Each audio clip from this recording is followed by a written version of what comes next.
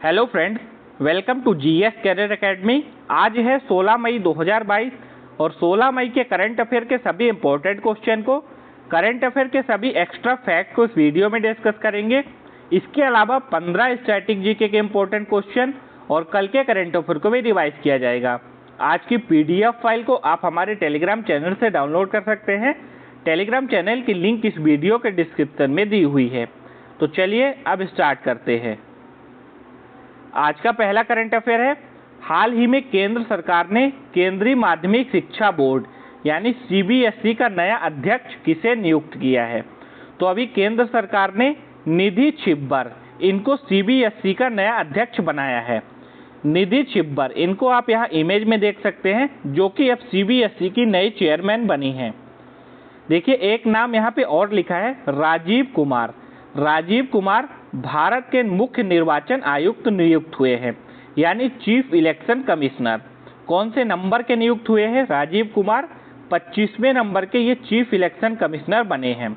और निधि छिब्बर जो कि केंद्रीय माध्यमिक शिक्षा बोर्ड की नई अध्यक्ष बन गई हैं।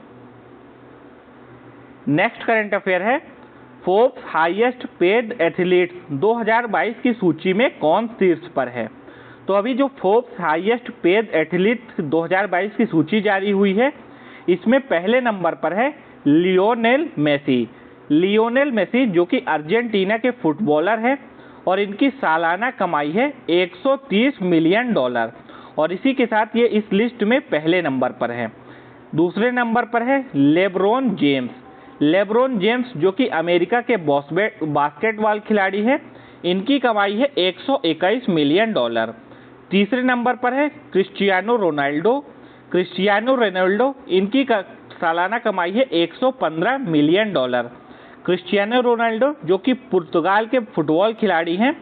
और साथ में चौथे नंबर पर है इस लिस्ट में जूनियर नेमार। जूनियर नेमार ये ब्राजील के फुटबॉल खिलाड़ी हैं और इनकी सालाना कमाई है $90 मिलियन। तो इस लिस्ट में जो पहले नंबर पर है लियोनेल मेसी। लियोनेल मेसी जिनको आप यहाँ इमेज में देख सकते हैं। फ्रेंड्स, जो लोग चैनल पर पहली बार विजिट कर रहे हैं तो चैनल को प्लीज़ सब्सक्राइब करें और साथ में बेल आइकन को भी प्रेस कर लें, जिससे कि आने वाली जो वीडियो है उसकी नोटिफिकेशन आपको सबसे पहले मिल जाए। साथ में इस वीडियो को आप लोग लाइक और शेयर भी जरूर करिएगा। नेक्स्ट करंट अफेयर है, निम्न में से किस केंद्रीय मंत्रालय ने भारत टैप और निर्मल जल प्रयास शुरू किया है। तो अभी आवास और शहरी मामलों के मंत्रालय ने भारत टैप और निर्मल जल प्रयास योजना को शुरू किया है। तो इस क्वेश्चन के लिए ए ऑप्शन सही है। पानी की खपत में कमी लाने के लिए और साथ में पीने योग्य पानी के संरक्षण के लिए भारत टैप और निर्मल जल प्रयास को शुरू किया गया है। आवास और शहरी मामलों के मंत्री कौन है इस समय? Hardeep Singh Puri. Next current affair है, हाल ही में किस देश के पूर्व क्रिकेटर एंड्रू साइमंड्स का 46 वर्ष की उम्र में एक सड़क दुर्घटना में निधन हो गया है। तो एंड्रू साइमंड्स ये ऑस्ट्रेलिया के पूर्व क्रिकेटर थे और इनका अभी हाल ही में 46 वर्ष की उम्र में एक सड़क दुर्घटना में निधन हो गया है। एंड्रू साइमंड्स जो कि आप यहाँ इमेज में देख सकते हैं, ये ऑस्ट्रेलिया के पूर्व क्रिकेटर थे। इन्होंने ऑस्ट्रेलिया के लिए 26 टेस्ट मैच, 198 वनडे और 14 T20 मैच खेले हैं और जिनका अभी हाल ही में निधन हो गया है। नेक्स्ट करंट अफेयर है, निम्न में से किस भौतिकी विज्ञानी को टेम्पल्टन पुरस्कार 2022 से सम्मानित किया गया। तो काफ़ी ज़्यादा महत्वपूर्ण पुरस्कार है टेम्पल्टन पुरस्कार, जो कि भौतिकी के क्षेत्र में दिया जाता है। और अभी 2022 में टेम्पल्टन पुरस्कार मिला है फ्रैंक विल्जेक को। तो इस क्वेश्चन के लिए राइट आंसर हो जाएगा ऑप्शन सी, फ्रैंक विल्जेक, जिनको आप यहाँ इमेज में देख सकते हैं। और इनको मिला है टेम्पल्टन पुरस्कार 2022। 2021 में टेम्पल्टन पुरस्कार किसको मिला था? तो 2021 का भी याद रखिएगा, ये मिला था यूनाइटेड किंगडम की जेन गुडाल को और 2022 में मिला है फ्रैंक विल्जेक को। देखिए, विज्ञान और अध्यात्म पर उल्लेखनीय कार्य के लिए ही टेम्पल्टन पुरस्कार दिया जाता है और 2022 में मिला है फ्रैंक विल्जेक को। और फ्रैंक विल्जेक इनको 2004 में भी नोबेल प्राइज पुरस्कार मिल चुका है। नेक्स्ट करंट अफेयर है, निम्न में से किस राज्य सरकार ने चारा बिजाई योजना शुरू की है? तो चारा बिजाई योजना ये क्या है?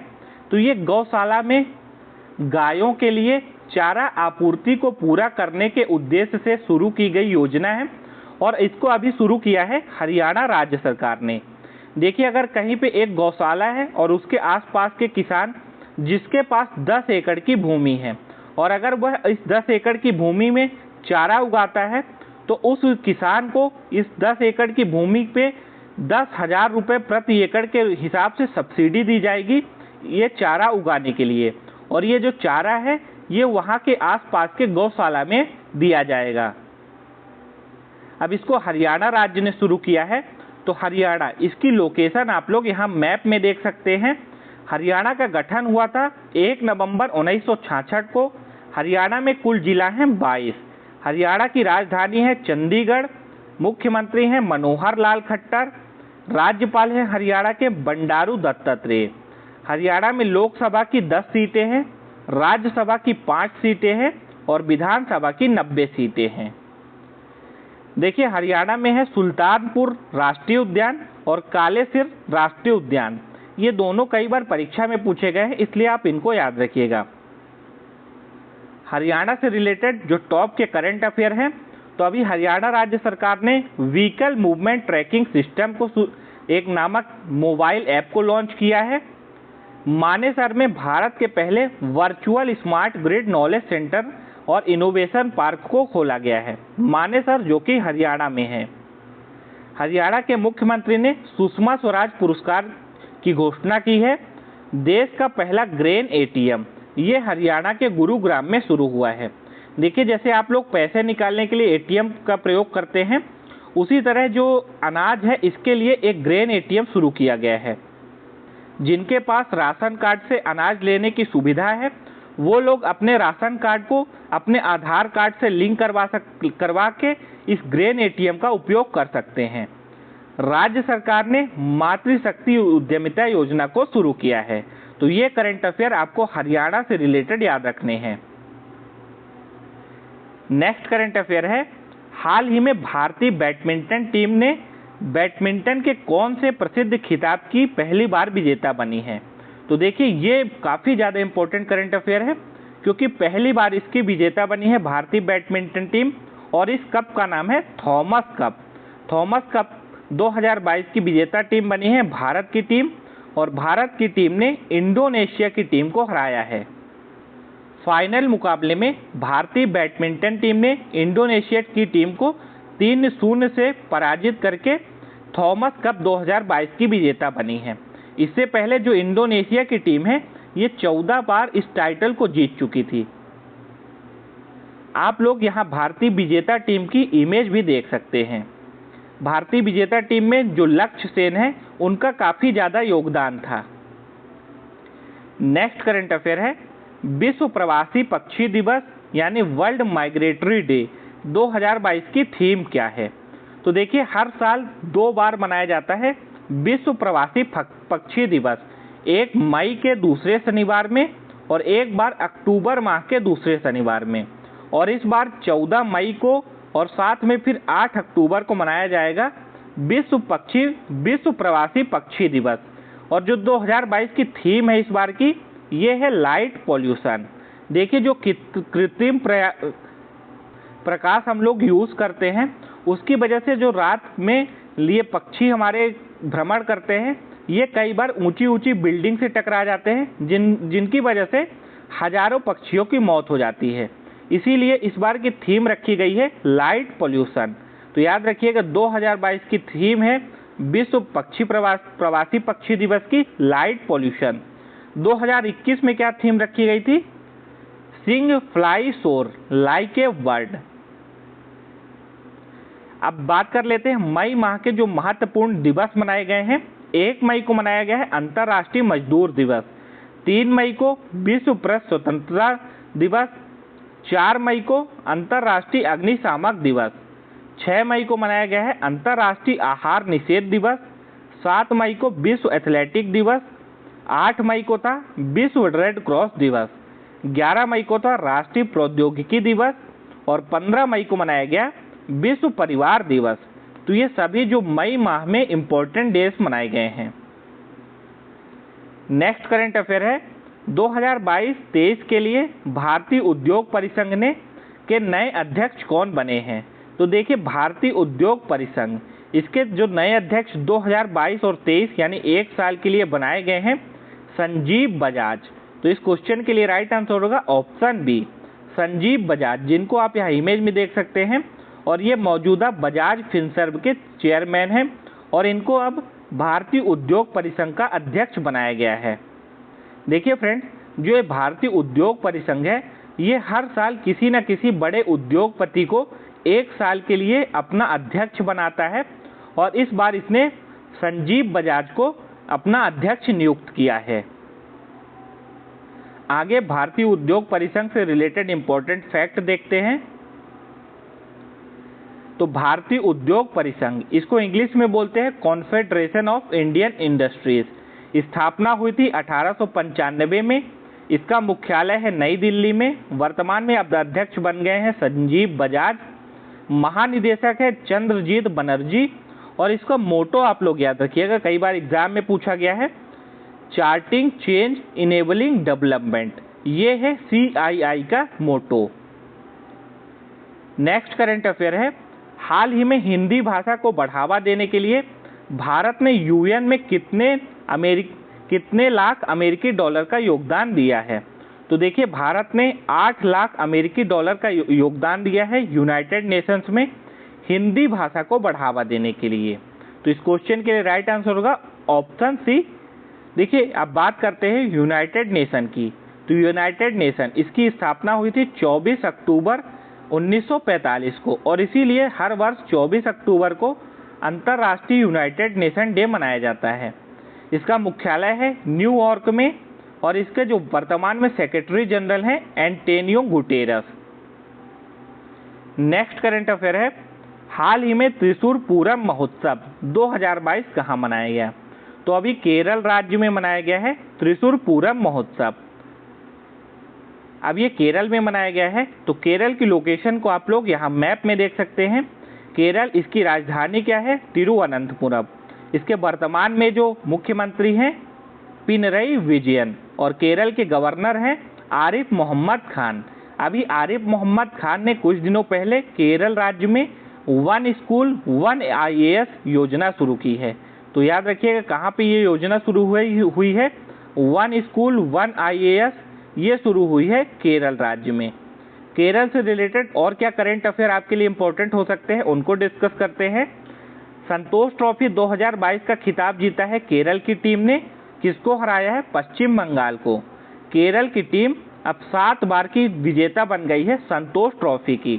संतोष ट्रॉफी ये फुटबॉल की टूर्नामेंट है।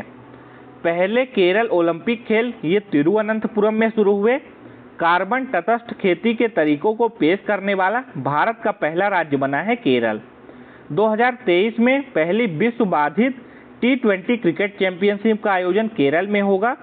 केरल का कुबलांगी गांव है जो कि भारत का पहला सैनिटरी नैपकिन फ्री गांव बना है। केरल राज्य को पहला वैज्ञानिक पक्षी एटलस मिला है। तो ये सभी इंपॉर्टेंट करंट अफेयर है केरल से रिलेटेड। देखिए फ्रेंड्स, अब करंट अफेयर के बाद जीके के क्वेश्चन को डिस्कस कर लेते हैं।